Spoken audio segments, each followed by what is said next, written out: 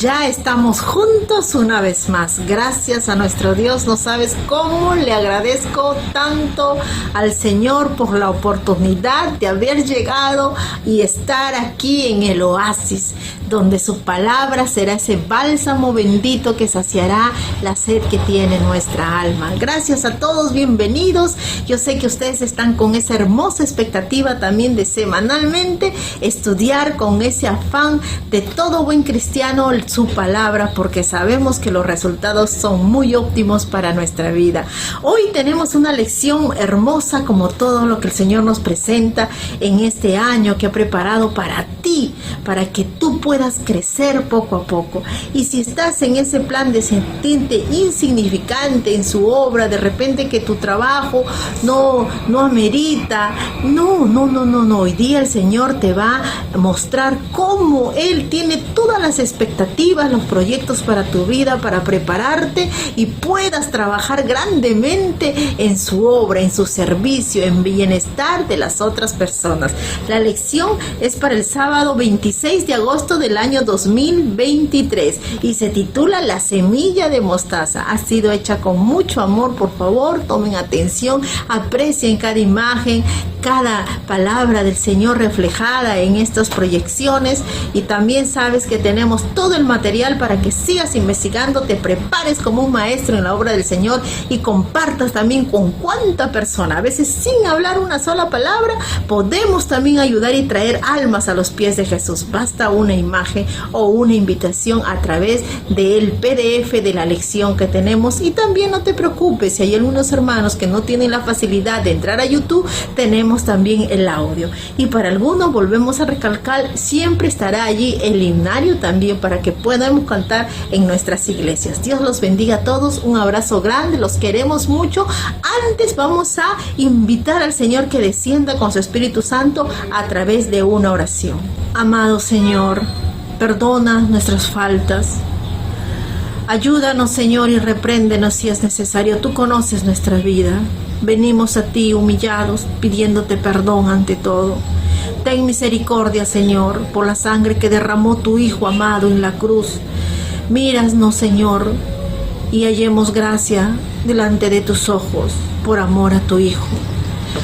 Señor, somos alumnos rebeldes, muchas veces tú conoces nuestro carácter, pero venimos a ti para la transformación, Señor.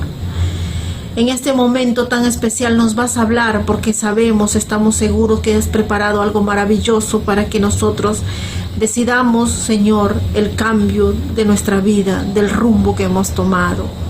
Ayúdanos, pues, a recapacitar antes, Señor, que se selle este tiempo de gracia.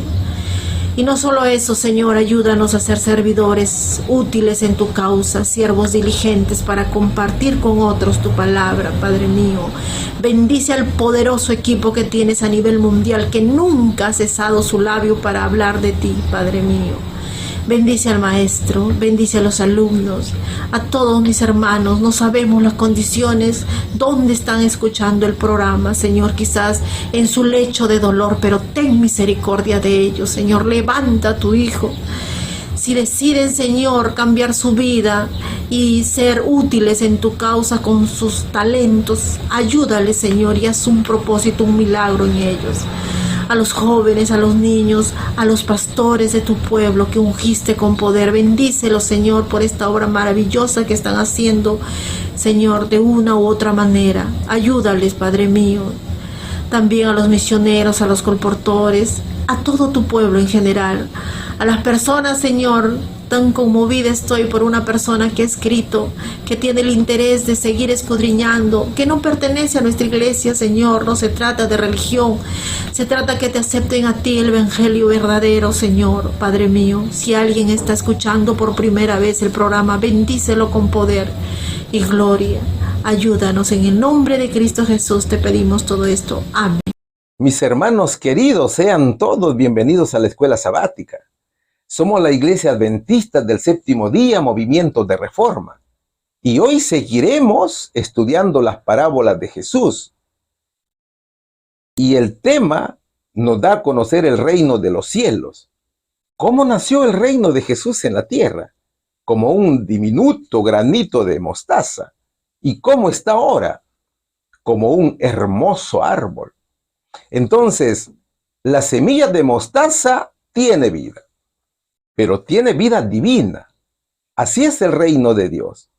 El reino de Dios tiene vida eterna, pero no es un reino como los reinos terrenales, que se ha construido por la fuerza o con la guerra. No, el reino de los cielos es un reino de amor, es un reino humilde, que se ha construido con la paz.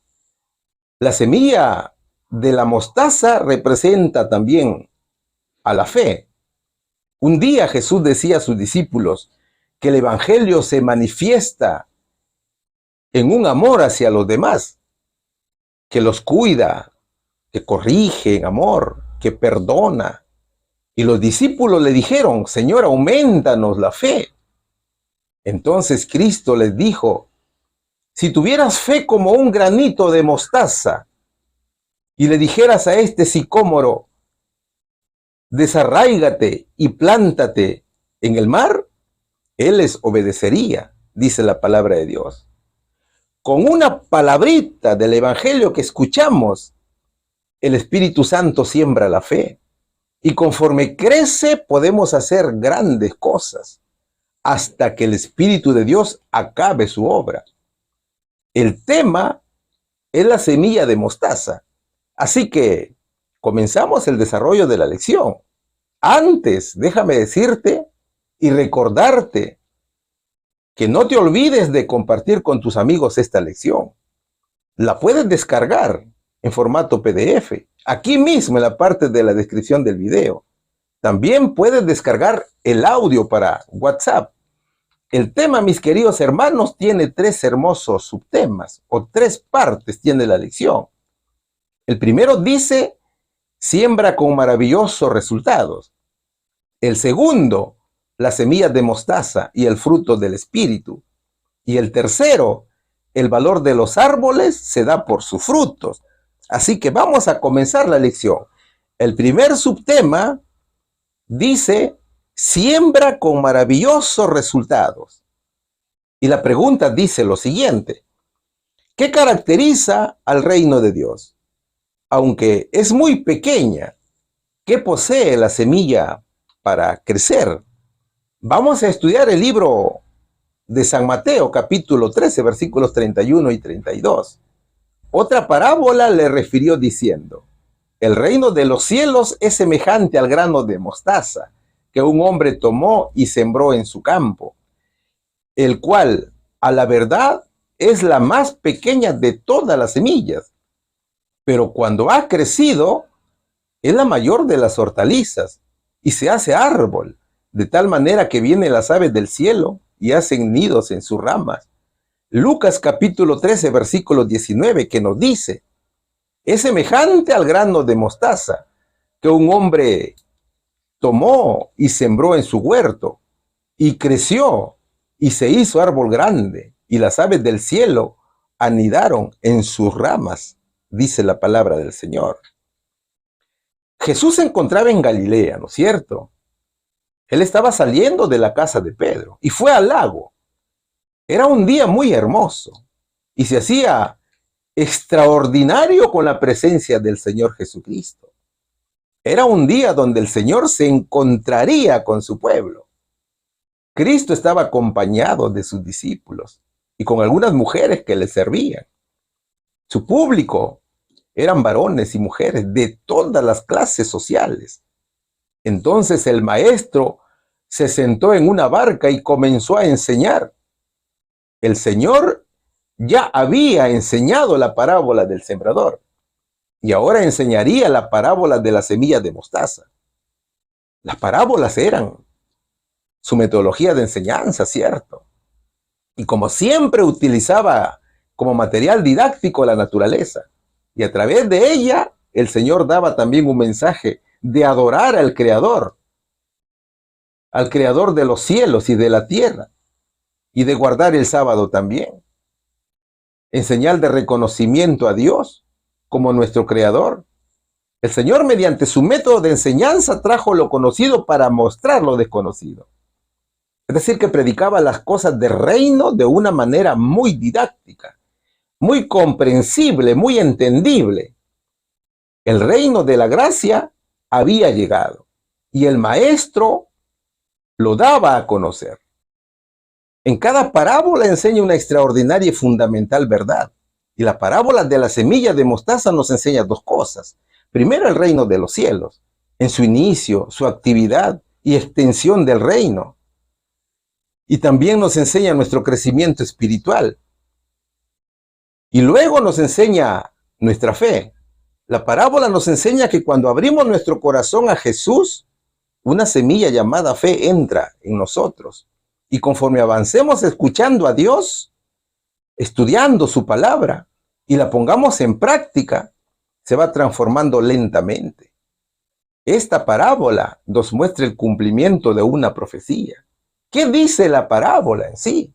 Mateo capítulo 13, versículo 31 y 32 nos dice: otra parábola le refirió diciendo: el reino de los cielos es semejante al grano de mostaza, que un hombre tomó y sembró en su campo, el cual a la verdad es la más pequeña de todas las semillas, pero cuando ha crecido es la mayor de las hortalizas y se hace árbol, de tal manera que vienen las aves del cielo y hacen nidos en sus ramas. El primer mensaje de Jesús después de ser bautizado fue: arrepentíos, porque el reino de los cielos se ha acercado, ¿cierto? Así dice Mateo capítulo 4, versículos 17 y 18. Y también lo dice Marcos capítulo 1, versículo 15. Esta afirmación, ¿sabes qué revelaba? Revelaba que había venido un nuevo reino y su rey había traído su reino de gracia. El Señor había traído un nuevo estilo de vida para una nueva nación. Esta nueva nación iba a fructificar con Jesús como su dirigente, como su jefe, como su líder, como su maestro, como su rey. ¿Te das cuenta? El grano tiene vida, ¿cierto? El grano de mostaza es una semilla que representa la fe. Cuando el grano de mostaza llega a tu corazón, germina. Es decir, cuando te arrepientes, el Espíritu de Dios comienza a hacer que la fe empiece a germinar en ti. Entonces Jesús dijo: ¿a qué se parece el reino de Dios? ¿Cómo puedo ilustrarlo?, dijo el Señor. Es como una pequeña semilla de mostaza que un hombre sembró en un jardín, crece y se convierte en un árbol, y los pájaros hacen nidos en las ramas, dice Lucas capítulo 13, versículos 18 y 19 de la Nueva Traducción Viviente de la Biblia. Es el proceso de crecimiento de la mostaza como planta, y también ilustra el crecimiento espiritual, tanto de los creyentes como de su pueblo. Veamos esta comparación. ¿Quién es el hombre que trajo la semilla? Es Cristo. ¿Qué trajo al pecador como regalo? Le trajo el reino de su gracia. ¿Qué tiene la semilla para crecer? Tiene vida. ¿Quién nos da la vida? Es Cristo. ¿Quién siembra el grano de mostaza? Es Cristo. ¿Quién nos da el don de la fe? Es el Señor Jesucristo. ¿Quién hace crecer a la planta? Es Cristo. ¿Quién nos hace crecer espiritualmente? Es Cristo, ¿cierto? Es decir, todo es Cristo. Mientras el Señor ilustraba a la gente con esta historia, podían verse plantas de mostaza lejos y cerca, elevándose sobre la hierba, y los cereales meciendo suavemente sus ramas en el aire. Los pájaros revoloteaban de rama en rama y cantaban en medio de su frondoso follaje, dice nuestra hermana Elena G. de White. Es hermosa esta parábola, ¿no es cierto? ¿Sabes, mi querido amigo? Solo hay una manera de ser libres y de vivir en el reino de gracia. ¿Sabes cómo? Manteniendo una fe viva e inquebrantable, activa, clamando a Dios en todo momento. No solamente cuando estamos en la iglesia, sino cuando estamos solos, cuando estamos en dificultad y cuando estamos en peligros. Muchos perdemos la fe ante circunstancias adversas de la vida. Israel espiritual nació así, como una pequeña semilla, con un Jesús desconocido, perdido en un rinconcito de Palestina, rodeado de un grupito de discípulos, sin multitudes ni reconocimiento de los líderes religiosos y sin ninguna clase de influencia política. ¿Qué podía surgir allí? Se preguntaban muchos. ¿Acaso puede salir algo bueno de Nazaret? Dice Juan capítulo 1, versículo 46. Eso era lo que preguntaba Felipe, ¿no es cierto? Es lo que le decía a Natanael. Sin embargo, esa insignificante semillita que al principio mostró un tierno brote, dio origen a estas plantas gigantes. Esa semilla era de potente vitalidad, fortaleza, energía, y creció y floreció hasta que alcanzó el gran tamaño. Entonces, mira, si la semilla de mostaza pudiera ver su tamaño, cuestionaría su tamaño, y por su tamaño quizás se consideraría inútil para crecer, ¿cierto? Pero ella no cuestiona la voluntad de Dios. Así la hizo el Señor. Ella obedece su voluntad. Puede tardar varios años en crecer, pero es paciente. A ella no le importa eso. El grano crece todo por la voluntad de Dios. Nosotros debemos imitar a esta semilla. Debemos aceptar la voluntad de Dios y continuar creyendo hasta alcanzar el propósito que Dios tiene planeado para nosotros. Ese crecimiento, esa fe, debe irse consolidando y fortaleciéndose día a día hasta llegar a ser grandes como el árbol de la mostaza que alberga a hermosos pajarillos. ¿Cuál sería aquí la respuesta? ¿Qué caracteriza el reino de Dios? Su crecimiento, su vitalidad, su fortaleza, etc. Aunque es muy pequeña, ¿qué posee la semilla para crecer? Posee vida, mis queridos hermanos. Pregunta número 2. Estamos estudiando el subtítulo Siembra con maravillosos resultados. Según la parábola, ¿cómo es el árbol de mostaza? Una bendición para todo lo que le rodea. ¿Cómo habló el salmista en relación con la sombra protectora del Altísimo? ¿Qué es lo que vamos a estudiar aquí? Vamos a estudiar Marcos, capítulo 4, versículo 32. Pero después de sembrado crece y se hace la mayor de todas las hortalizas y echa grandes ramas de tal manera que las aves del cielo pueden morar bajo su sombra. Salmos capítulo 91, versículos 1, 4 y 7 nos dice lo siguiente. El que habita al abrigo del Altísimo morará bajo la sombra del Omnipotente. Con sus plumas te cubrirá y debajo de sus alas estarás seguro. Escudo y adarga es su verdad. Caerán a tu lado 1000 y 10,000 a tu diestra, mas a ti no llegará, dice la palabra del Señor. ¿Cómo era el reino de Dios en sus inicios? El reino de Cristo parecía nada significativo para la sociedad de aquella época, a comparación de los reinos terrenales. Si tú comparas con aquellos reinos terrenales, parecía un reino que no duraría en el tiempo. Los reinos terrenales estaban establecidos a base de la fuerza, con la guerra, con la violencia, con el abuso. Estos reinos se caracterizaban por sus riquezas, por sus lujos, por sus títulos humanos. Pero el reino de Dios se estableció en base al amor, a la paz, a la bondad, a la misericordia, sin lujos, sin pompas, sin títulos. ¿Qué decían los líderes judíos del reino de Jesús? Se burlaban, ¿no es cierto? Ellos despreciaban al Señor y lo rechazaron. ¿Qué decían ellos? No tenemos más rey que a César, respondieron los principales sacerdotes. Entonces, fíjate, si el pueblo judío lo despreciaba, con mucha más razón, rechazaban al reino del Señor y era vilmente ridiculizado por los gobernantes de este mundo, como lo escribe Lucas capítulo 23, versículos 11 y 12. Es por eso que la parábola dice, pero después de ser sembrado crece y se hace la mayor de todas las hortalizas y echa grandes ramas de tal manera que las aves del cielo pueden morar bajo su sombra. Eso iba a ser el reino de Cristo. Iba a crecer, se iba a esparcir por todo el mundo. Un reino mundial. ¿Te das cuenta? ¿Cómo en la planta de mostaza? ¿Qué nos dice el diccionario bíblico adventista?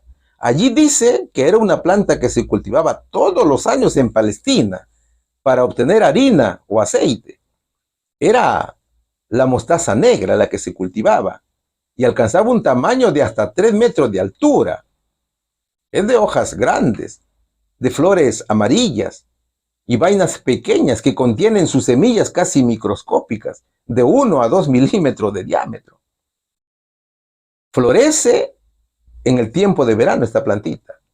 El germen que se halla en la semilla crece en virtud del desarrollo del principio de vida que Dios ha implantado en ella.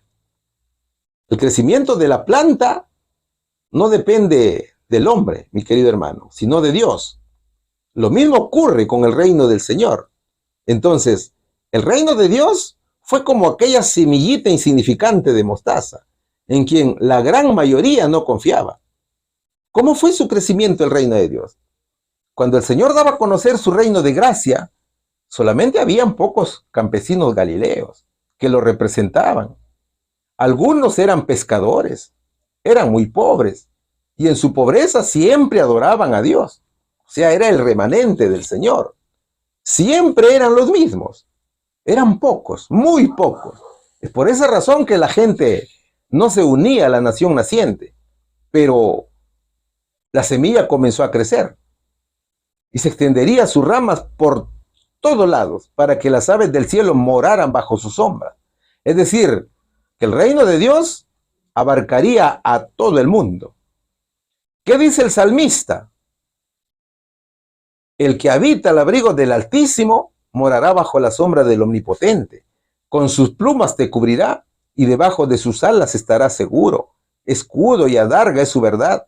Caerán a tu lado 1000 y 10.000 a tu diestra, mas a ti no llegarán. Así lo dice Salmos capítulo 91, versículos 1, 4 y 7. Dios tiene abrigo para sus hijos y un lugar para que puedan habitar. Y sus hijos conocen su protección, su consuelo y cuidado. Morar bajo la sombra del Omnipotente son las aves que moran bajo la sombra del árbol de mostaza. Jesús es nuestro reino celestial y Él es quien nos protege. Si leemos con mucha atención el Salmos, encontraremos 4 títulos de Dios. Pero hay que leerlos todo el Salmos, ¿cierto? Altísimo, Omnipotente, Jehová y mi Dios. Ahora, hay formas referidas a la sombra del Omnipotente. Por ejemplo, la sombra de la roca, la sombra del árbol, la sombra de sus alas, la sombra de su mano.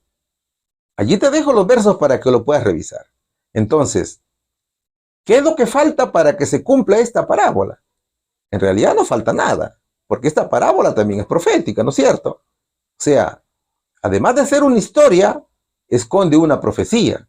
Y falta muy poco para que se cumpla. Estamos a las puertas para que las semillas de mostaza alcance un notable y triunfante cumplimiento. La semilla de mostaza está a punto de ser un gran árbol.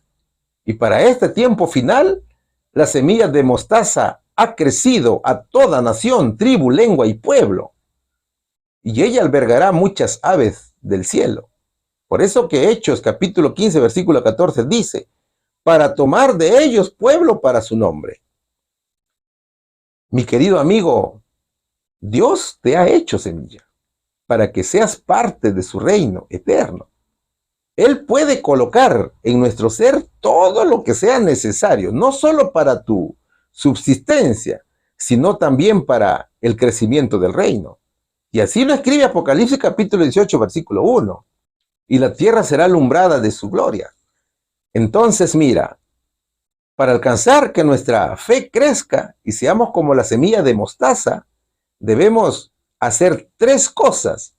Primero, dejar que Dios nos hable, o sea, leer la Biblia todos los días de nuestra vida. Segundo, escuchar a Dios, que es estar atentos a su mensaje para entenderlo. Y tercero, obedecer sus órdenes. Es decir, no dudar del Señor, ¿no es cierto? Es crecer con Él y creer de manera total en Cristo? Vamos a la respuesta. Según la parábola, ¿cómo es el árbol de mostaza? Una bendición para todo lo que le rodea. Es una gran bendición porque ofrece protección. ¿Cómo habló el salmista en relación con la sombra protectora del Altísimo? Que bajo la sombra del Altísimo estaremos seguros y libres de toda maldad. Pregunta número 3. ¿Qué nos dice la pregunta número 3? Como Jerobal, quien fue despreciado, ¿de quién buscó el pueblo apoyo y protección? Vamos a estudiar Jueces capítulo 9, versículos 16 y 17. Ahora pues, si con verdad y con integridad habéis procedido en hacer rey a Abimelech, y si habéis actuado bien con Jerobal y con su casa, y si le habéis pagado conforme a la obra de sus manos, porque mi padre peleó por vosotros y expuso su vida al peligro para librarnos de mano de Madián. Jeremías capítulo 16, versículo 11, ¿qué nos dice? Entonces les dirás, porque vuestros padres me dejaron, dice Jehová, y anduvieron en pos de dioses ajenos, y los sirvieron, y ante ellos se postraron, y me dejaron a mí, y no guardaron mi ley. Jueces capítulo 9, versículo 15. Y la zarza respondió a los árboles, si en verdad me elegís por rey sobre vosotros, venid, abrigaos bajo de mi sombra, y si no, salga fuego de la zarza, y devore a los cedros del Líbano, dice la palabra de Dios. Hay una parábola más acá, ¿no es cierto?, que lo vamos a estudiar también. Dios siempre inicia las cosas con algo pequeño, con algo insignificante, como por ejemplo la semilla de mostaza que estamos estudiando, que obtiene grandes resultados. Vamos a ver algunos ejemplos. Preguntémonos primero, ¿dónde nació Jesús? En Belén, ¿cierto? ¿Cómo era Belén? Era una ciudad muy pequeña y humilde. ¿Dónde puso María a Jesús cuando nació? En un humilde pesebre. Jesús significa, es el reino de Dios con nosotros. ¿Con cuántos discípulos se inició el reino de gracia? Con 12 humildes personas. Ellos fueron los que expandieron el evangelio del reino de Dios a todo el mundo. ¿Quién de los hijos de Isaí fue elegido como rey? El más pequeño y el más humilde. ¿Quién fue? Fue el rey David, ¿no es cierto? Si lo escribe 1 Samuel capítulo 16, versículo 12. Y fue rey de Israel y también fue profeta de Dios. O sea, de una semilla pequeña el Señor hizo un gran profeta. ¿Te das cuenta? ¿Con qué arma fue a la guerra David para vencer a Goliat? Con 5 piedras y una onda de pastor. Era una época en que todos temían a Goliat. Solo David no temió, sino que lo enfrentó y lo derrotó. Ahora, ¿quién era Gedeón? O Jerobal. Jerobal era el nombre de Gedeón, ¿no es cierto? Así lo dice Jueces capítulo 6, versículo 32. Era de la tribu de Manasés. Este hombre era un humilde agricultor que escondía los alimentos para que los madianitas no se lo quitaran. Que en aquel tiempo Israel se había rebelado ante Dios y el Señor los había entregado a sus enemigos y vivían oprimidos por los madianitas. Ellos no tenían que comer porque todo lo que cosechaban se lo quitaban los enemigos, incluso a sus animales, hasta que el ángel del Señor vino hacia él y lo eligió para liberar a su pueblo. Gedeón primero destruyó todos los falsos dioses que habían en Israel, porque su pueblo había caído en idolatría. Pero luego de destruir lo malo, Gedeón destruiría a grandes ejércitos. Jerobal no tuvo un gran ejército, aunque primero eligió a miles, pero Dios le dijo, son muchos. Y al ponerlos a prueba, Gedeón se quedó solamente con 300 hombres. Y con 300 hombres destruyó a una coalición de ejércitos que tenía 135,000 soldados aproximadamente. Gedeón fue el 5.º juez de Israel. Entonces mira, la pequeña semilla creció y obtuvo grandes resultados. ¿Sabes por qué? Porque el Señor le dio vida a esa planta. ¿Ves? Solo que el ser humano muchas veces desprecia la semilla de mostaza por su tamaño. El ser humano siempre quiere lo pomposo, lo grandioso, lo lujoso, lo material. Y eso fue lo que le pasó a Israel. ¿Qué sucedió después de la muerte de Gedeón? Jueces capítulo 9, versículos 16 y 17 dice: ahora pues, si con verdad y con integridad habéis procedido en hacer rey a Abimelech, y si habéis actuado bien con Jerobal y con su casa, y le habéis pagado conforme a la obra de sus manos, porque mi padre peleó por vosotros y expuso su vida al peligro para librarnos de manos de Madián. Después que murió Gedeón o Jerobal, los israelitas volvieron a pecar contra Dios. Adoraron a los dioses falsos. Eligieron a Baal-Berit como su Dios. Y se olvidaron del Dios verdadero que los había librado de los enemigos. Ellos fueron mal agradecidos con el Señor. No fueron bondadosos con la familia de Gedeón, a pesar de todo lo que había hecho por ellos. Gedeón había librado a Israel de los enemigos. Entonces, su hijo Abimelech estaba sediento de poder, al punto de matar a sus 70 hermanos en una sola piedra, como le escribe Jueces capítulo 9, versículo 5. Solo Jotam, el hermano menor, quedó vivo. Lo que sucede, mi querido amigo, es que cuando el ser humano desecha el temor de Dios, no tarda en alejarse del honor, de la integridad.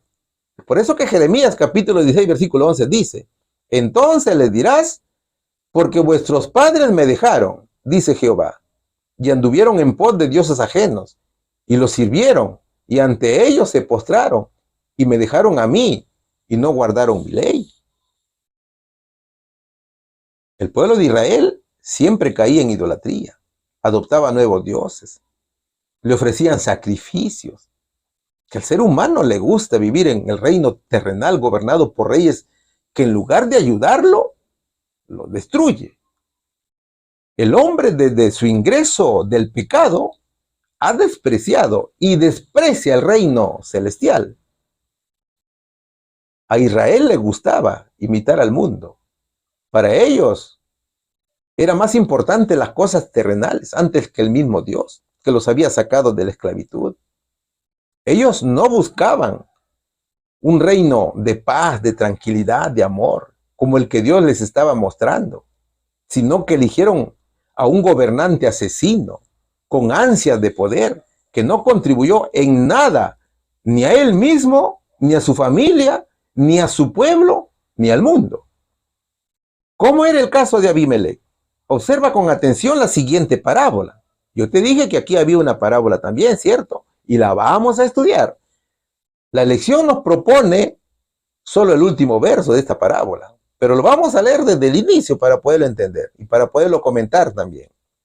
La parábola es contada por Jotam, el hijo menor de Gedeón, que salvó de morir a manos de Abimelech. Fueron una vez los árboles a elegir rey sobre sí, y dijeron al olivo: reina sobre nosotros. Mas el olivo respondió: he de dejar mi aceite con el cual en mí se honra a Dios y a los hombres para ir a ser grandes sobre los árboles. Y dijeron los árboles a la higuera: anda tú, reina sobre nosotros. Y respondió la higuera: he de dejar mi dulzura y mi buen fruto para ir a ser grandes sobre los árboles. Dijeron luego los árboles a la vid: pues ven tú, reina sobre nosotros. Y la vid le respondió: he de dejar mi mosto que alegra a Dios y a los hombres para ir a ser grandes sobre los árboles. Dijeron entonces todos los árboles a la zarza: anda tú, reina sobre nosotros. Y la zarza respondió a los árboles: si en verdad me elegís por rey sobre vosotros, venid, abrigaos bajo mi sombra, y si no, salga fuego de la zarza y devore a los cedros del Líbano. ¿Qué dice la parábola? Dice que el olivo, la higuera y la vid no quisieron ser reyes, pero la zarza aceptó con orgullo ser su rey. Observa bien los versos, pon pausa al video y lee con atención esta historia. La zarza hace dos cosas. Primero hace una promesa y luego hace una advertencia o amenaza. ¿Cuál es la promesa? Abrigaos Bajo de mi sombra, dice la zarza. O sea que actúa con sarcasmo, con hipocresía, porque la zarza es un arbusto de bajo tamaño y con espinos. Por tanto, no ofrecía ninguna sombra a nadie, especialmente a los árboles grandes. ¿Y cuál fue la amenaza? Si no, salga fuego de la zarza y devore a los cedros del Líbano. La zarza advirtió que sería un gobernante opresor y que destruiría a cualquiera que estuviera en desacuerdo con su gobierno. Entonces, los árboles, sabiendo de la violencia que ejercía la zarza sobre ellos, la eligieron rey. ¿Te das cuenta?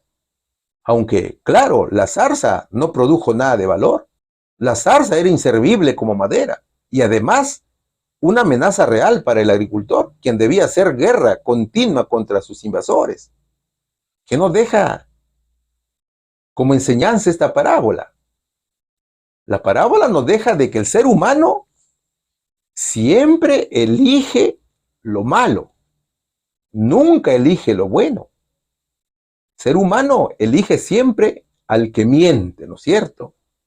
Acuérdate de los políticos en esta época. ¿Qué hacen los políticos para llegar al gobierno? Mienten, ¿no es cierto? Y la gente cree. La enseñanza es que el gozo por el servicio es antes que la función. O sea, la misión es más importante que la función. En el mundo hay personas que se preocupan mucho por tener los mejores cargos.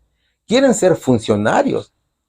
Hasta sobornan para alcanzar lo que quieren, ¿cierto? Pagan mucho dinero con tal de ser altos funcionarios, pero no buscan la misión o el objetivo o un propósito en la vida.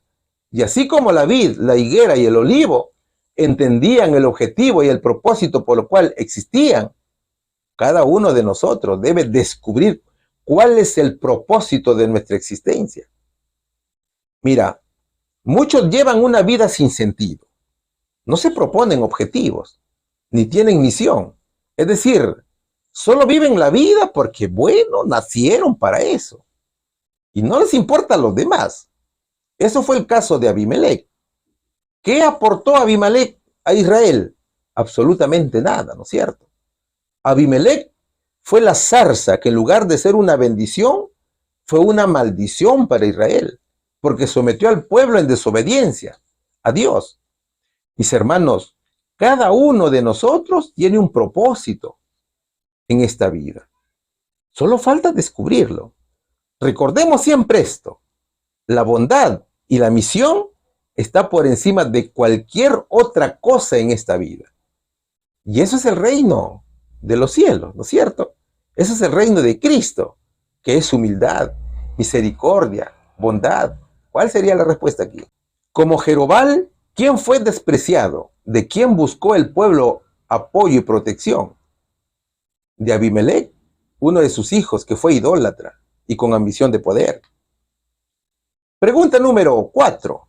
Vamos a estudiar el subtítulo que dice las semillas de mostaza y el fruto del espíritu. ¿A qué fruto del espíritu se compara las semillas de mostaza? ¿Y cómo germina en el corazón? ¿Qué le sucederá en el último tiempo? ¿Qué es lo que vamos a estudiar ahora? Vamos a estudiar el libro de San Lucas, capítulo 17, versículo 6.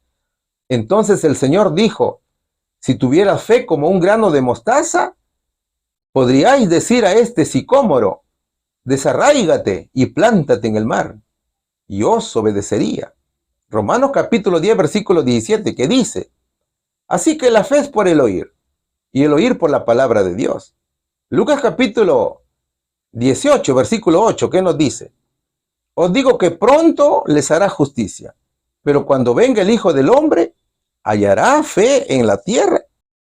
Ya dijimos que las semillas de mostaza tenían dos finalidades, ¿cierto? Primero, ilustraba el reino de Dios. Y segundo, ilustraba a la fe. Ahora, el Señor va a ilustrarnos cómo la semilla representa nuestra fe. La semilla de mostaza era tal vez la semilla más pequeña que había, pero que crece de una manera extraordinaria hasta convertirse en un hermoso árbol que hace que las aves se refugien en su sombra. Fíjate, El reino de los cielos no se parece en nada a los reinos terrenales. ¿Sabes por qué? Porque todos los reinos de la tierra han surgido por medio del poder humano. El Espíritu Santo representa los reinos del mundo bajo el símbolo de bestias, fieras de rapiña, dice nuestra hermana Elena G. de Guay. Sin embargo, el reino de los cielos es un reino de humildad, que comenzó pequeño como la semilla. Solo que como la semilla tiene vida, no importa el tamaño porque va a crecer. El reino de los cielos crece también por el poder de la vida que le da el Señor. No por el poder de la fuerza física como crecen los reinos humanos, que lo hacen a través de la guerra. No es así. El reino de Dios crece por la mansedumbre del Señor Jesucristo, que nos limpia de todo pecado. Él es el Cordero de Dios que quita el pecado del mundo. Y en su plan de gobierno no hay empleo de fuerza bruta para forzar la conciencia. Todos los que aceptan a Jesús son integrados al reino de Dios. ¿Y qué dice Lucas capítulo 17, versículo 6? Entonces el Señor dijo, si tuvierais fe como un grano de mostaza, podríais decir a este sicómoro, desarráigate y plántate en el mar. Y os obedecería, dice la palabra de Dios. La semilla de mostaza representa la fe, ¿cierto? El reino de los cielos nace como esta pequeña semilla en nuestro corazón, pero cuando le permitimos crecer se hace grande. Entonces, la naturaleza del reino de los cielos es viva y crece cada día. Todo lo que tiene vida crece, aunque sea despacio, aunque sea lento, pero crece y se hace eterno. La semilla del reino crece oculto dentro de nosotros, de manera sencilla, lenta, como si fuera una semilla. Esa es nuestra fe. ¿Te das cuenta? ¿Cuál es el proceso?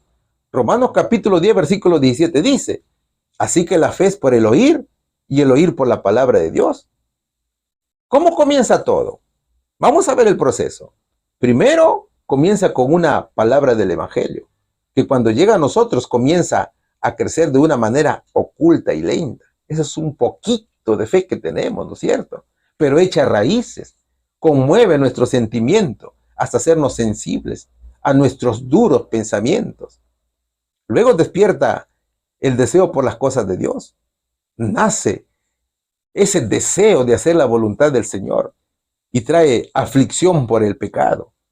Cuarto, comienza el arrepentimiento. Es el reino de los cielos que comienza a crecer bajo el poder del Espíritu Santo. Y también comienza a crecer nuestra fe, que nace con el Espíritu Santo y crece hasta que el mismo Espíritu de Dios la complete. Claro, todo es bajo tu autorización. Ya sabemos que el Señor no es autoritario, ¿no es cierto? Él te pide permiso para poder actuar. El Señor es un caballero, ya lo hemos dicho, ¿cierto? Bien, entonces, el reino de Dios es interno, no es como los reinos terrenales.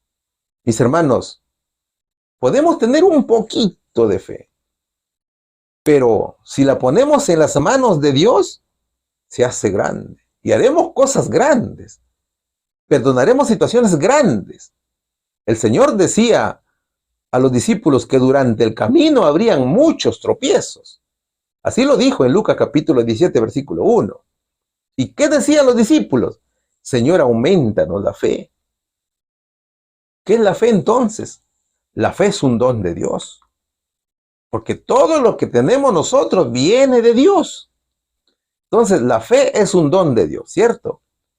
Es escuchar y creer la palabra de Dios. La fe es la confianza que tenemos en el Señor y también en sus promesas, de darnos todo lo que necesitamos. Es la fe que nos permite crecer y creer que Dios es bueno y que siempre nos cuidará. Tener fe nos ayuda a superar las dificultades de la vida y nos da esperanza en los tiempos difíciles. Por la fe estamos seguros que Dios controla todas las cosas y que Él tiene un plan perfecto para nuestras vidas. La clave, mi querido hermano y mi querida hermana, es tener fe y no dudar de Dios. Solo que el mismo Señor hace aquí una interrogante. ¿Qué dice Lucas capítulo 18, versículo 8? Os digo que pronto les hará justicia, pero cuando venga el Hijo del Hombre, hallará fe en la tierra. Cuando venga el Señor, espera hallar en nosotros una fe viva, no una fe muerta. El Señor quiere encontrar una vida de oración, de crecimiento espiritual, de amor a los hermanos, de amor al reino de Dios, de apartarnos del pecado, de no amar al mundo más que a Dios, de anhelar estar en el cielo, de poner nuestra vida en segundo lugar por debajo de la voluntad de Dios. Esta es también una parábola en la cual destaca la necesidad de orar insistentemente y con perseverancia. Dios responde al ruego de sus hijos, pero el Señor pregunta que cuando Él venga, ¿hallará gente espiritual? ¿Hallará creyentes de fe? Es como decir, cuando yo venga, ¿tendrá fe? ¿No es cierto? Entonces, esa respuesta es personal, que cada uno tiene que responder. Cada creyente es el único que sabe cómo está su fe. Indudablemente que en el mundo habrá muy poquísima fe, porque cuando venga Jesús, habrán dos grupos, los que guardan el sábado por fe y los que guardan el domingo, ¿cierto? Entonces, el Señor no encontrará fe en la tierra, a menos que sus discípulos aprendan a orar siempre y no desmayar. ¿Cuál sería aquí la respuesta, mis queridos hermanos? ¿A qué fruto del Espíritu se compara la semilla de mostaza? ¿Y cómo germina en el corazón? Se compara la fe. ¿Qué le sucederá en el último tiempo? Se apagará, mis queridos hermanos. Pregunta número 5. ¿Qué consejo se da a los que viven al final del periodo de la iglesia de la Odisea? Con la fe y el amor cada vez más escasos que el oro. ¿A qué proceso someterá Dios a su pueblo del tiempo del fin? Vamos a estudiar Apocalipsis, capítulo 3, versículos 18 y 17. Por tanto, yo te aconsejo que de mí compres oro refinado en fuego, para que seas rico, y vestiduras blancas para vestirte, y que no se descubra la vergüenza de tu desnudez, y unge tus ojos con colirio para que veas. Porque tú dices, yo soy rico, y me he enriquecido, y de ninguna cosa tengo necesidad, y no sabes que tú eres un desventurado, miserable, pobre, ciego y desnudo. Primera de Pedro, capítulo 1, versículos 6 y 7, ¿qué nos dice? En lo cual vosotros os alegráis, aunque ahora por un poco de tiempo, si es necesario, tengáis que ser afligidos en diversas pruebas, para que, sometida a prueba vuestra fe, mucho más preciosa que el oro, el cual, aunque perecedero, se prueba con fuego, sea hallada en alabanza, gloria y honra, cuando sea manifestado Jesucristo. Antes que venga el Señor, nuestra fe tiene que ser probada. Esta es una interesante pregunta, ¿cierto? Primero debemos saber dónde se ubica la Odisea. ¿Cuál es su periodo profético? Porque la pregunta habla de la Odisea. La Odisea era una ciudad ubicada en Asia Menor, que se situaba en Frigia. Fue fundada esta ciudad en el siglo II a.C. por Antíoco II, en honor a su esposa Laodice. Era una ciudad muy rica, tenía muchas riquezas. Era un lugar comercial donde había mucho dinero. Su riqueza era tal que después del desastroso terremoto de los años 60 después de Cristo, se dio el lujo de rechazar la ayuda ofrecida por el gobierno para su reconstrucción. La Odisea se distinguía por la venta de prendas de brillosa lana. Era una lana negra muy hermosa. Contaban con una escuela de medicina. Eran expertos en ungüentos para los ojos y polvos medicinales. Pero así como tenía dinero, así como tenía vestido y salud, tenía una desventaja. La desventaja era que su ubicación la obligaba a abastecerse de agua desde las termas de Hierápolis. El agua venía por una red de tubería, por tanto llegaba tibia, y esa tibieza provocaba vómitos a la población. El apóstol Pablo menciona a la Odisea en Colosenses capítulo 2, versículo 1, y también en el capítulo 4, versículos del 13 al 16. Sin embargo, no da más detalles al respecto. Pero, ¿qué significa todo esto en profecía? ¿Qué dice Apocalipsis? Vamos a leer el capítulo 3, versículos 15 y 16, para entenderlo mejor. Yo conozco tus obras, que ni eres ni frío ni caliente. Ojalá fueses frío o caliente, pero por cuanto eres tibio y no frío ni caliente, te vomitaré de mi boca. ¿En qué periodo profético de la iglesia nos encontramos? Veamos la imagen. Apocalipsis registra 7 iglesias, ¿cierto? Cada una en un periodo definido. Ahora, la Odisea significa el juicio del pueblo. Así lo dice Urias Smith. Si vemos el periodo profético de las 7 iglesias, claramente nos encontramos en el periodo de la iglesia de la Odisea. La iglesia de la Odisea inicia su periodo en el año 1844, año en que el Señor inicia el juicio investigador en el cielo y termina su periodo con la segunda venida de Cristo. Esta iglesia se describe como satisfecha y materialista. El mensaje dirigido a esta iglesia presenta las escenas finales del tiempo de gracia. Revela un plazo de juicio que comenzó en el año 1844. Es la última etapa de la iglesia. Por tanto, se aplica a los que han creído en el mensaje del tercer ángel, el último mensaje de misericordia que se proclame antes de la venida de Cristo. A esta iglesia se le menciona con la condición de tibia. Acuérdate qué tipo de agua llegaba a la Odisea física. El agua era tibia, ¿cierto? Pero el verso dice, ojalá fuera frío o caliente. En este mensaje se presentan 3 condiciones espirituales: la fría, la tibia y la caliente. Esta condición espiritual afecta a la iglesia, no al mundo. Caliente es la condición donde despierta un estado de celo intenso para con el Señor. Es guardar todos los mandamientos de la ley de Dios. Ser tibio es carecer del celo por las cosas de Dios. No se testifica de Cristo. Hace falta fe y valor para reprender al pecado. Es decir, nos sentimos satisfechos de lo que hacemos. Es la falta de compromiso de la iglesia. Es el conformismo, dicho de otra manera. Tenían verdades irrefutables, pero solo en el plano de lo intelectual, porque no se manifestaban en la vida diaria. Y te has puesto a pensar cómo está la iglesia en estos momentos. Está tibia, ¿no es cierto? Una especie de conformismo. ¿Y qué significa ser frío? Es vivir en corrupción, en impiedad y pecado. Es imitar el mundo de los incrédulos.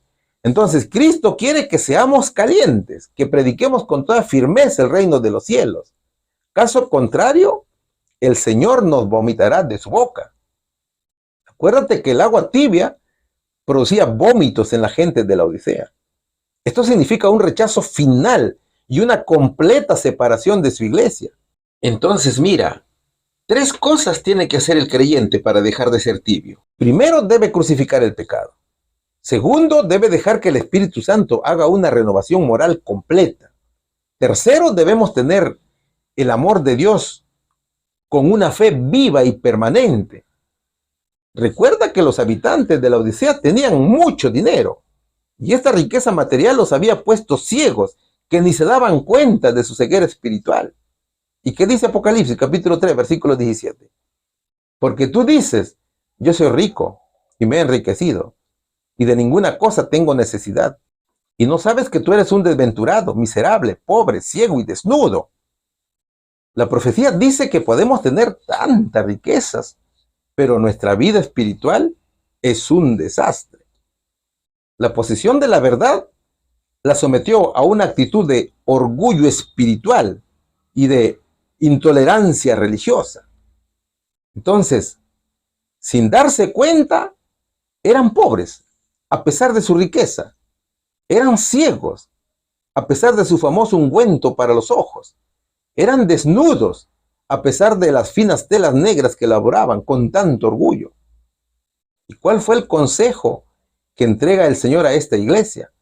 Apocalipsis capítulo 3, versículo 18 dice, por tanto, yo te aconsejo que de mí compres oro refinado en fuego para que seas rico y vestiduras blancas para vestirte, y que no se descubra la vergüenza de tu desnudez, y unge tus ojos con colirio para que veas. El Señor dice que a pesar de los pecados, hay esperanza. Dios aconseja comprar 3 cosas que Él mismo los provee. ¿Cuáles son estas 3 cosas? Oro refinado en fuego, es decir, la fe que se manifiesta en obras de amor, como lo dice Santiago capítulo 2, versículo 5, que dice lo siguiente: hermanos míos, amados, oíd, ¿no ha elegido Dios a los pobres de este mundo para que sean ricos en fe y herederos del reino que ha prometido a los que le aman? Eso dice el apóstol. Segundo, vestiduras blancas para vestirte, que es el manto de la justicia de Cristo, tanto la imputada como la impartida. El profeta dice: todos nosotros somos como suciedad, y toda nuestra justicia como trapo de inmundicia. Lo escribió Isaías en el capítulo 64, versículo 6. Y colirio para que veas, es la convicción y la obra del Espíritu Santo. Es un cambio de mente y una verdadera conversión. Aquí hay esperanza, mis queridos hermanos. El Espíritu Santo, a quien el Padre enviará en mi nombre, Él os enseñará todas las cosas, dice Juan capítulo 14, versículo 26. Ahora, Primera de Pedro capítulo 1, versículos 6 y 7 dice: en lo cual vosotros os alegráis, aunque ahora por un poco de tiempo, si es necesario, tengáis que ser afligido en diversas pruebas, para que sometida a prueba vuestra fe, mucho más preciosa que el oro, el cual, aunque perecedero, se prueba con fuego, sea hallada en alabanza, gloria y honra, cuando sea manifestado Jesucristo. Ni las alegrías ni las tristezas son para siempre, son temporales. En este sentido se prueba nuestra fe. Entonces, antes que venga nuestro Señor Jesucristo, nuestra fe será duramente probada. En cada prueba, mi querido hermano, Dios quiere algo mejor para nosotros. Por tanto, la enseñanza es que debemos aprender a ser felices aún en las pruebas, pero con Cristo en el corazón. El Señor quiere que nuestra fe sea verdadera. Con cada prueba que pasemos, con cada examen que el Señor nos ponga, nuestra fe se hace fuerte y crece. Y eso es para nuestro bien. No creas que las pruebas son malas. No, toda prueba es buena porque fortalece nuestra fe. Es la fe la más preciosa que el oro, que ha sido probado en el fuego. Esa fe solo la da Cristo. Entonces, todo aquel buscador sincero y ferviente participará de la naturaleza divina, y su alma tendrá el deseo de conocer la plenitud del amor de Dios. Esa alma tendrá necesidad de Dios y tendrá muchas ganas de conocer a Cristo. ¿Cuál sería aquí la respuesta?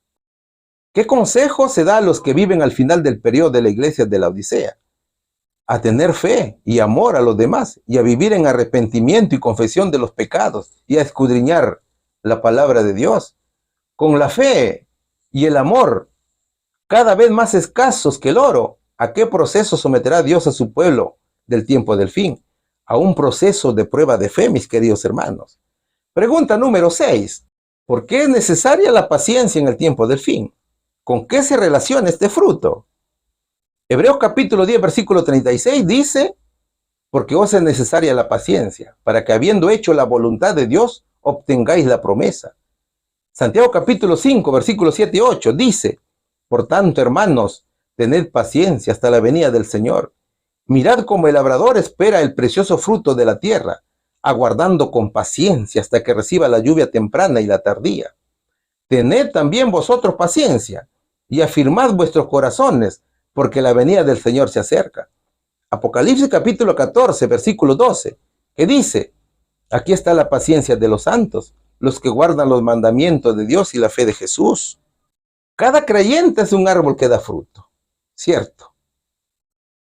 Es decir, con el carácter del ser humano se desarrolla los frutos. El fruto es lo que se desarrolla de manera natural en nuestra vida. Solo que para producir los frutos buenos se necesita que el Espíritu Santo tome el control de la persona. Uno de esos frutos es la paciencia. Y para hacer la voluntad de Dios se requiere de mucha paciencia. Solo con la paciencia alcanzaremos un alto grado de dominio propio y obtendremos grandes victorias. Por eso que Pablo dice en Hebreos capítulo 10, versículo 36, porque os es necesaria la paciencia, para que habiendo hecho la voluntad de Dios, obtengáis la promesa. La paciencia y la fe están unidas en la Biblia. Después de preparar la fe en medio de las aflicciones, llega la paciencia. Y con paciencia y esperanza se espera el cumplimiento del objetivo de la fe. Mira, las pruebas más difíciles y desalentadoras son cuando somos llamados a obedecer la voluntad de Dios. O sea, cuando el cumplimiento de su promesa se ve tan lejano. Allí es construida la paciencia. Entonces, la paciencia es construida a través de las pruebas y es la prueba de nuestra fe, como lo dice Santiago capítulo 1, versículo 3. El apóstol aconseja, por tanto, hermanos, tened paciencia hasta la venida del Señor. Mirad cómo el labrador espera el precioso fruto de la tierra, aguardando con paciencia hasta que reciba la lluvia temprana y tardía. Tened también vosotros paciencia y afirmad vuestros corazones, porque la venida del Señor se acerca. Dice Santiago capítulo 5, versículos 7 y 8. El apóstol Santiago nos ilustra con un agricultor que espera el cumplimiento de la promesa y de su objetivo, que es obtener el fruto. Y con mucha paciencia él espera la lluvia temprana y tardía. Cuando el agricultor siembra la semilla, no espera ansioso y con impaciencia para ver si se puede obtener fruto, no. El agricultor espera hasta que llegan esos frutos. Y el consejo de Santiago es: tened paciencia, que la cosecha ya vendrá. Tener paciencia es resistir a muchas cosas, insultos, vergüenzas, burlas, persecuciones, etc. Todo por amor a Dios. Nuestro objetivo es alcanzar la vida eterna, ¿cierto? Pero para alcanzarlo tenemos que tener fe en las promesas del Señor Jesucristo. Y también tenemos que tener paciencia hasta que venga el Señor. Claro, antes que venga el Señor somos sometidos a juicio. Y también es probada nuestra fe. Mis hermanos, cuando Dios nos recompense por todo lo que hayamos hecho por Él, nos avergonzaremos al pensar que alguna vez dudamos, nos avergonzaremos al pensar que alguna vez nos cansamos de su servicio. Pero la recompensa es inimaginable. Lo único que tenemos que hacer es esperar con mucha paciencia. Y Apocalipsis capítulo 14, versículo 12 dice: aquí está la paciencia de los santos, los que guardan los mandamientos de Dios y la fe de Jesús. En los últimos tiempos la iglesia del Señor será reconocida por dos características: por la observancia de los 10 mandamientos y por la fe en Jesús. Los 10 mandamientos porque reflejan el carácter de Dios. Son sus órdenes, con cualquiera que todo le obedezcan. No como medio de salvación, porque ya sabemos que la salvación es por gracia, ¿cierto? Y la fe de Jesús porque por medio de ella se llega a tener el perdón. Así lo dice Efesios capítulo 2, versículo 8. Acuérdate que la fe es un don que lo da Cristo. Por eso que es la fe de Jesús. Entonces, el pueblo de Dios está llamado a tener paciencia, a obedecer a Dios, a guardar el decálogo de los 10 mandamientos, a guardar el sábado, a testificar de Jesús en nuestra vida, de hacer la obra misionera, de ayudar al prójimo, de perdonar y así. Mis hermanos, actuar con paciencia es apartarse de las cisternas rotas que no contienen agua. Es ir a la inagotable fuente del agua de la vida, que es nuestro Señor Jesucristo. ¿Cuál sería aquí la respuesta? ¿Por qué es necesaria la paciencia en el tiempo del fin? Es necesaria para alcanzar la promesa de Dios. ¿Con qué se relaciona ese fruto? Con la obediencia, mis queridos hermanos. Pregunta número 7. Vamos a estudiar el subtítulo que dice: el valor de los árboles se da por sus frutos. ¿En quién se manifestará el fruto del Espíritu? ¿Dónde vio Jesús a Zaqueo y por qué estaba allí? Vamos a estudiar Apocalipsis capítulo 2, versículo 7. El que tiene oído, oiga lo que el Espíritu dice a las iglesias. Al que venciere le daré a comer del árbol de la vida, el cual está en medio del paraíso de Dios. Lucas capítulo 19, versículos 4, 5 y 9. ¿Qué nos dice? Y corriendo delante subió a un árbol sicómoro para verle, porque había de pasar por allí. Cuando Jesús llegó a aquel lugar, mirando hacia arriba, le vio y le dijo: Zaqueo, date prisa, desciende, porque hoy es necesario que pose yo en tu casa. Jesús le dijo: Hoy ha venido la salvación a esta casa, por cuanto él también es hijo de Abraham. A ver, la prédica de la palabra de Dios existe porque existe la Biblia, que es la palabra de Dios, ¿no es cierto? Si no existiera la palabra de Dios, no habrían predicadores, ni mensajes que entregar al mundo. El Señor hizo a cada una de las 7 iglesias una promesa, pero antes de entregarlas, pronunciaba una frase. ¿Cuál era esa frase? El que tiene oído, oiga lo que el Espíritu dice a las iglesias. Así dice el verso. Es decir, está llamando al creyente a prestar mucha atención. Es como decir: escucha, presta atención, hijo. Es decir, la palabra de Dios es para aquellos que prestan atención y entienden a lo que el Señor quiere decir. También Cristo utilizó esta frase cuando estaba en la tierra y enseñaba las parábolas. La usó con referencia a la misión de Juan Bautista, por ejemplo. La usó en la parábola del sembrador, en la parábola de la cizaña, que recalcaba el fin del mundo. También se usa en relación con el cumplimiento de una profecía importante en Apocalipsis capítulo 13, versículo 9. ¿Y qué es lo que tiene que oír la persona? Tiene que escuchar al que venciere. ¿Vencer a quién? Al enemigo, al pecado, a la maldad, a las tinieblas. Mis hermanos, cada uno de nosotros lucha contra un enemigo que ha sido vencido en la cruz del Calvario. Entonces, la promesa es para el vencedor. Y Dios entrega una promesa al vencedor. Esto significa que la victoria es real. ¿Y cuál es la promesa al vencedor? Al que venciere, le daré a comer del árbol de la vida, el cual está en medio del paraíso de Dios.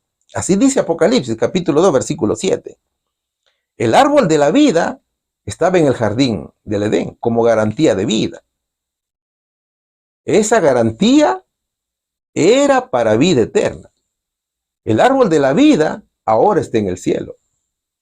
Esta promesa está llena de consuelo, ¿cierto? El hermoso paraíso de Dios, del cual fue expulsado el hombre por su desobediencia, está en el cielo. No te vayas a olvidar. Acuérdate que el Señor, después que expulsó al hombre del huerto del Edén, puso querubines para guardar el camino del árbol de la vida. Ese huerto de la cual se expulsó al hombre, que no fue destruido, tampoco fue abandonado, sino que fue trasladado al cielo y se puso al cuidado de los seres más perfectos de Dios para ser devuelto finalmente al hombre cuando haya sido redimido, como lo dice Apocalipsis capítulo 22, versículo 2. El huerto del Edén permaneció en la tierra mucho tiempo después de que el hombre fuera expulsado, pero cuando la ola de iniquidad cubrió al mundo y la maldad de los hombres trajo su destrucción por medio del diluvio, la mano que había plantado el Edén lo quitó de la tierra, dice nuestra hermana Elena G. de Guay. Entonces, al vencedor se le promete una restauración que incluirá más de lo que Adán perdió.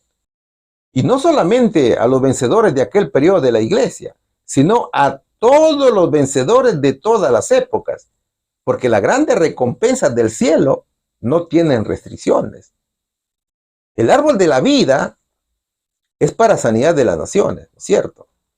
O sea, para vida eterna. Pero el árbol es solo un instrumento de Dios. ¿Qué nos dice Apocalipsis capítulo 22, versículos 1 y 2? Allí nos muestra la ubicación y la fuente del árbol de la vida. ¿Qué vio Juan en su visión? Después me mostró un río limpio de agua de vida, resplandeciente como cristal, que salía del trono de Dios y del Cordero, en medio de la calle de la ciudad, y aún en otro lado del río estaba el árbol de la vida. Ahora, pon atención aquí. Decíamos que el árbol de la vida es un instrumento de Dios, que en realidad no tiene poder en sí, sino que recibe vida del río que sale del trono de Dios y de Jesús. O sea, la vida eterna es Cristo, ¿no es cierto? Es por eso que tenemos que predicar al Señor Jesucristo. Muchos se preocupan por el árbol de la vida, pero dejan de lado al Señor Jesucristo, que es el dueño del árbol. ¿Ves? El verdadero árbol de la vida es Jesús. Entonces, la promesa de Jesús es: al que venciere le daré el privilegio de andar conmigo para siempre. Pero ¿cómo saber eso?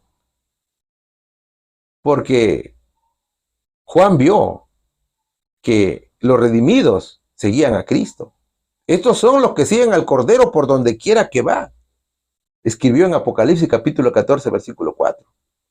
Veamos un ejemplo de ser vencedor, porque escuchó precisamente. Lucas capítulo 19, versículo 4, 5 y 9, ¿qué dice? Y corriendo delante subió a un árbol sicómoro para verle, porque había de pasar por allí. Cuando Jesús llegó a aquel lugar, mirando hacia arriba, le vio y le dijo: Zaqueo, date prisa, desciende, porque hoy es necesario que pose yo en tu casa. Jesús le dijo: hoy ha venido la salvación a esta casa, por cuanto él también es hijo de Abraham. Zaqueo fue un hombre que entendió el mensaje de Jesús cuando dijo: el que tiene oídos, oiga. Zaqueo, mi hermano, fue uno de aquellos en quienes se produce una verdadera conversión y puso de manifiesto los frutos del Espíritu en su vida. Este pequeño varón comprendió que la vida eterna solamente se otorga a quienes han vencido, o sea, participan de la naturaleza divina, porque han huido de la corrupción que reina en el mundo, por el deseo precisamente. Zaqueo era un pecador que se arrepiente y experimenta una transformación total como resultado de su encuentro con Jesús. Zaqueo era publicano, que vivía y trabajaba en Jericó. Era jefe de los recaudadores de impuestos. En esa época, la persona pagaba mucho dinero a los jefes para ocupar esos puestos. Es decir, recurría al soborno. Zaqueo se dedicaba a recaudar los impuestos de toda la gente, pero había un problema con él. Zaqueo hacía trampa y robaba. Este hombre era millonario. Sin embargo, el Espíritu de Dios obró en él. El Espíritu Santo lo había convencido de su pecado. Por tanto, quería llevar una vida mejor.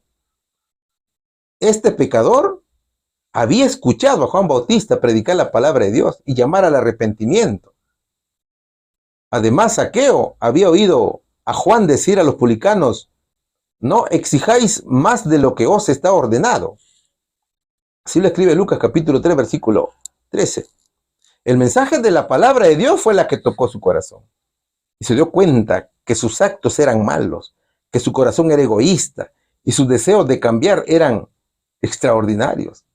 Tal fue el deseo de cambiar que cuando vio a Jesús, no dudó en subir a un árbol para mirarlo. Él era pequeño, pero quería mirar a Jesús, quería escuchar al Señor.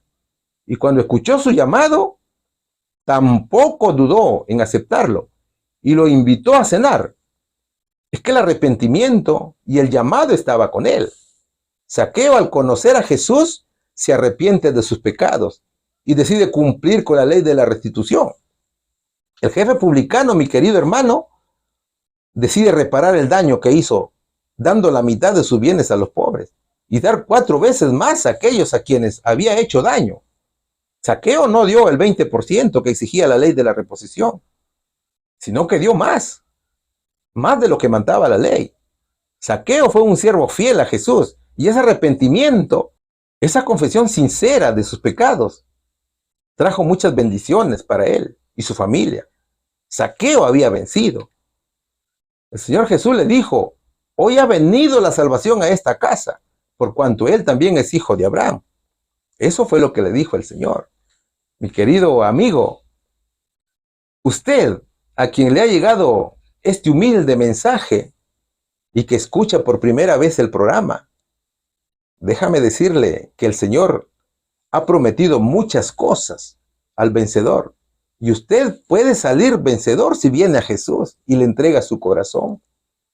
Cada alma puede orar en arrepentimiento y confesión diciendo: Señor, tengo muchas debilidades y no puedo vencer, pero te entrego mi corazón. Entra en mí y lo que yo no puedo hacer, por favor, hazlo tú. Entonces vivirás una experiencia hermosa y dirás como Pablo: ya no vivo yo, mas Cristo vive en mí. Recuerda que son los redimidos que comerán el árbol de la vida y seguirán a Jesús de día y de noche. ¿Sabes por qué lo siguen de día y de noche? Porque lo aprendieron a seguir aquí en la tierra, en su preparación. Y para seguirlo tienes que rendirte y entregarte a Él para comer el árbol de la vida. ¿Te das cuenta? Hay que escudriñar la palabra de Dios para poder comer el árbol de la vida y oír lo que el Espíritu dice a las iglesias. ¿Cuál sería aquí la respuesta, mis queridos hermanos? ¿En quién se manifestará el fruto del Espíritu? En aquellos que escuchan la palabra de Dios y se convierten a Él. ¿Dónde vio Jesús a Zaqueo? ¿Y por qué estaba allí? Estaba en un árbol de sicómoro, porque quería ver y escuchar al Maestro. A ver, ¿qué decimos al finalizar la lección? Estuvo muy interesante la lección. Hemos desarrollado 3 subtemas, en los cuales el reino de los cielos es como una pequeña, como una humilde e insignificante semilla de mostaza. Esa siembra tuvo maravillosos resultados. El reino de Cristo al principio parecía humilde e insignificante, que a comparación de los reinos terrenales parecía el menor y el más débil de todos, al punto de ser ridiculizado por los gobernantes. Pero había algo que los tiranos reyes terrenales no entendían. Ellos no comprendían que el reino comenzó como la semilla de mostaza y era un reino espiritual que se fundamentaba en las grandes verdades de Cristo. Lo que los gobernantes no sabían era que este reino tenía vida divina y eterna. Las semillas de mostaza representan también nuestra fe, que es el fruto del Espíritu y crece rápidamente. Mira, cuando el Señor pronunció esta parábola, habían solamente unos pocos campesinos galileos que lo representaban. Sus miembros eran gente humilde. Para la sociedad de la época, les era raro unirse a ellos por su condición económica de los integrantes del reino. Su líder era un hombre que vivía en una ciudad de la cual nunca salía nada extraordinario. Ya lo decía Felipe antes de su llamado como apóstol: ¿acaso puede salir algo bueno de Nazaret? Pero ese reino diminuto, como la semilla de mostaza, se ha convertido en un hermoso árbol de mucho valor y de buenos frutos, donde las aves anidan. La semilla de mostaza había de crecer y extender sus ramas a través del mundo, y hoy millones y millones se han integrado a él. Mis hermanos, Dios ha dejado grandes promesas. Estamos en los últimos tiempos, ¿cierto? Y el Señor dice hoy: al que venciere, le daré de comer del árbol de la vida. Aún queda un poquito de tiempo, mis amigos. El Señor dice: escucha y conviértete a Dios. ¿Sabes, mi hermano? Todos tenemos una lucha diaria. Esa lucha es de la mano de Cristo. Cuando vas de la mano de Cristo, somos vencedores. Quizás estés pasando por malos momentos. Tal vez pienses que tu vida sea para ti un desastre, pero para Dios no hay nada imposible que no pueda hacer el Señor. Cristo dice: si vuestros pecados fuesen como la grana, como la nieve serán emblanquecidos. Si fueren rojos como el carmesí, vendrán a ser como blanca lana. Yo soy el que borro tus rebeliones por amor a mí mismo, y no me acordaré de tus pecados, y te daré de comer el fruto del árbol de la vida, dice nuestro Señor Jesucristo. Que Dios los bendiga a todos mis hermanos, en el nombre de Jesús. Amén. El Señor te bendiga con todo poder y gloria y vas a salir adelante, vas a ser un siervo fiel, predicador innato de la palabra del Señor. Nosotros estaremos orando cada momento por ustedes, nos anima mucho este trabajo, más cuando también nos dan sus saluditos y están diciéndonos que sí están compartiendo con las otras personas. Aún los que no pertenecen a nuestra iglesia están sabiendo de la palabra de Dios y tienen mucho interés por este material que se ha preparado con mucho cariño, y es Dios quien dirige la obra. Nos volveremos a encontrar prontamente. Sigue orando por cada uno de nosotros y estamos felices de que pertenezcas a esta familia espiritual. Vamos a orar para despedirnos. Padre mío, gracias por este momento tan especial de haber estudiado tu palabra. Ayúdanos a retener, Señor, ayúdanos a analizar nuestros caminos, a escudriñar, a ser perseverantes, Padre mío, cada uno de nosotros como siervos tuyos. Y bendice a todo tu pueblo, ayúdanos a pasar un hermoso y reconfortante sábado. Bendice también, Padre mío, a todos los padres que están en este programa.